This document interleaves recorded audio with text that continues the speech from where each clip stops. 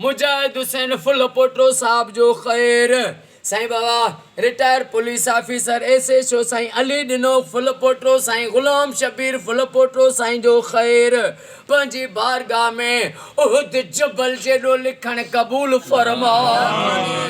ओ मौला हर महीने माहूं पहिरियों जुमो हिन घर में लखो सलवात थींदी आहे। मौला सलवात जे सदके ऐं मां मौला मोहम्मद बाकर अलैहिस्सलातु वस्सलाम जो वास्तो थिए हिन घराने खे एडवोकेट मुजाहिद हुसैन साईं खे साईं जे सॼे अहयाल खे क़यामत ताईं आबाद फरमा।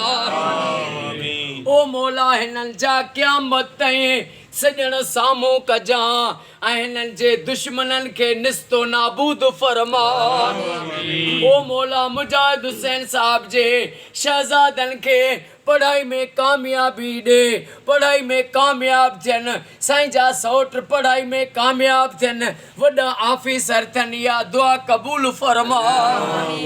ओ मौला ए करीम इमाम मोहम्मद बाकर अलैहिस्सलाम जो वास्तो थिए नबी साईं जी सारी उम्मत खे फ़िरके वारियत खां बचा। हर सुन्नी जे घर, हर शिया जे घर, हर वली जे दरगाहुनि ते लख सलवातूं पढ़ियूं वञनि, या दुआ क़बूल फरमा। महबूब जी सारी उम्मत खे फ़िरके वारियत खां बचा। साईं एडवोकेट मुजाहिद हुसैन फुल पोटो साईं जो जेको है साईं वकील साहब आयो आहे इन्हनि खे इन्हनि जे अबे अमा खे घर वारनि खे सेहत ऐं वॾी हयाती अता फरमा। फराद हुसैन मेमून साईं जा क़यामत ताईं हर मोड़ ते बेड़ा पार फरमा।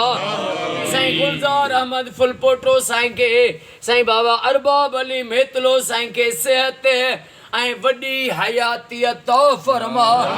साईं साबिर हुसैन पणियो साईं जा क़यामत ताईं बच्चा घर ॿाहिरि आबाद फरमा। ओ मौला जंहिं बि अॼु मूंखे दुआ जे लाइ चयो उन्हनि सभिनी जो बेड़ो तार। असांजे सिंध धरती वतन पाकिस्तान खे ज़मीनी आसमानी आफ़तनि खां बचा। ओ मौला सॼे पाकिस्तान में, सऊदीअ में, ईरान में, इराक में, शाम में हर मोमिन जे घर घर में लख दुरूद पाक जूं महफ़िलियूं थियनि, इहा दुआ मुंहिंजी क़बूल फरमा। इन्नल्लाह व मलाइकतहू युसल्लूना अलल नबी या अय्युहल्लज़ीना आमनू सल्लू अलैहि व सल्लिमू तस्लीमा।